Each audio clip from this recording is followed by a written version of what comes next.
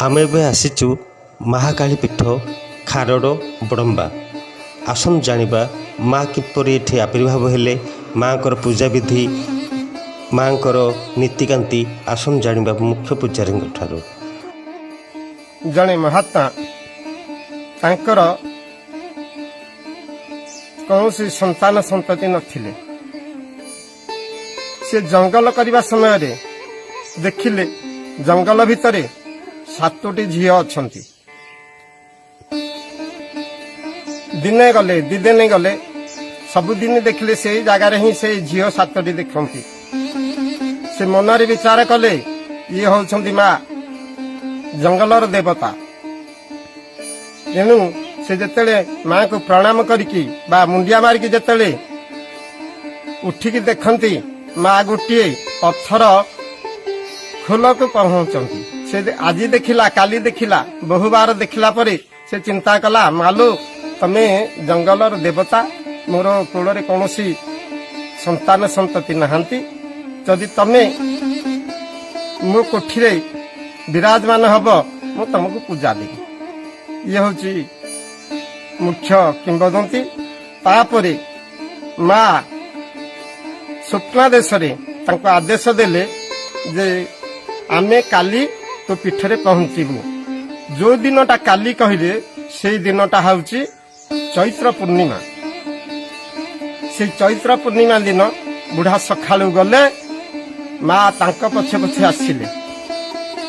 आसिला भितरे देखिले खंडे दूर गाँवर खंडे दूर जगार गोटे हाड़ुआ नाल रहीगला। सेकरे से माँ रहीगले। आ बुढ़ा घर ठीक आसी पारलेनी।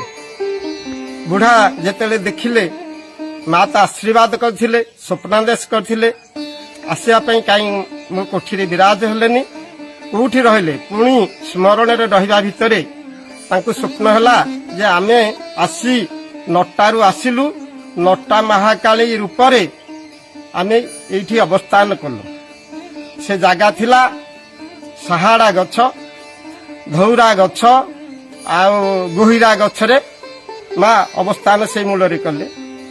से स्वप्न हला। पुणी किछि काल बुढ़ा पूजा कले।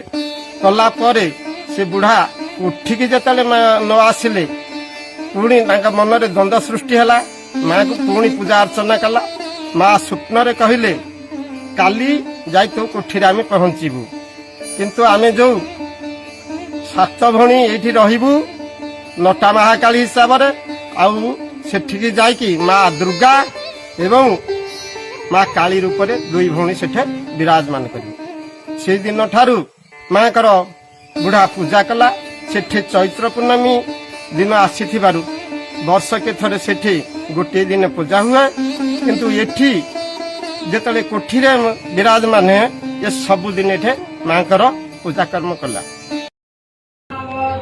सबु वर्ष प्रति ए वर्ष मध्य माँ कर शारदीय दुर्गा पूजा महासमारोह रे अनुष्ठित होई अछि। एथिर आज मुख्य आकर्षण पूजा होउछि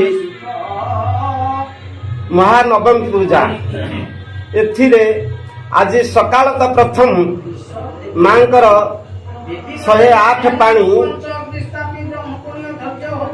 कलश पूजा सहित 108 पानी द्वारा मांकर स्नान मार्जना होई मंगल आरती होइतिला।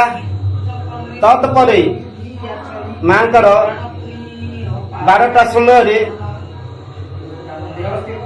खेचड़ी दीप होइतिला। 2टा बेले खीरी पिठा धूप होइतिला। खीरी पिठा धूप होइतिला। तापरे संध्या 4टा समय रे मांकर आलोट खोला जाई पट परिवर्तन करा जाइतिला। तापरे हमर 7टा बेलकू बाल भोग लागि होई आरती होइतिला। तत्परे बर्तमान हमर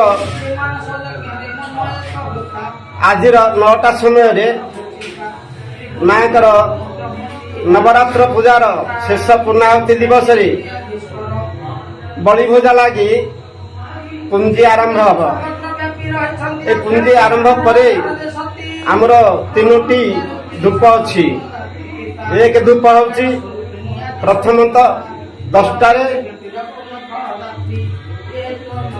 ଖେଚୁଡ଼ି ଧୂପ, ଦ୍ୱିତୀୟ ଧୂପ 11টাରେ କ୍ଷୀରି ପିଠା ଧୂପ, ତୃତୀୟ ଧୂପ ବଡ଼ସିଂହାର ବେଶ ଦହି ପଖାଳ ଧୂପ।